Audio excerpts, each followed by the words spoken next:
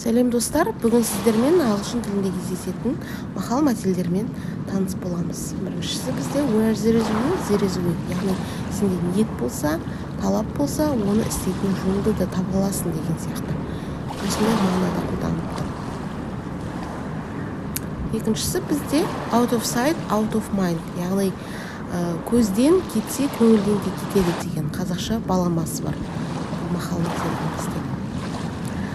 Look on the bright side, be optimistic, яғни тек жақсы жағына көңіл аудар, оптимист бол деген сияқты.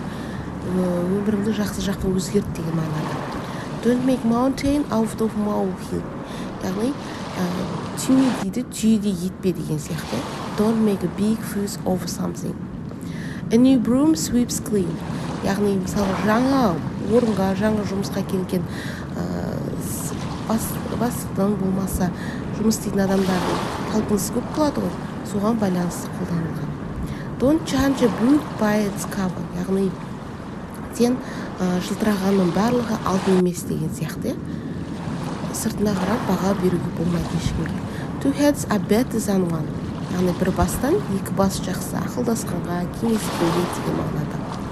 When in Rome, do as the Romans do, яғни жаңа жерге барғанда, жаңа елге барғанда сол елдің салт-дәстүрін, манерасын ұстану керек деген сияқты. A leopard can't change its spots, яғни адам өзінің манерасын, нағыз қалпын ешқашан өзгермейді, өзгертпейді. Яғни ол қалай бар, сол күйінше қалады деген мағынада. Яғни size opportunities, may heal while the sun shines, яғни мүмкіндіктер бар кетсе, оны орындап қалу керек деген сияқты мағынада. Don't count your chickens before they're hatched, яғни көз болмай балапандарды санама дейді ғой бізде қазақтарда. Сол мағынада қолданып тұр.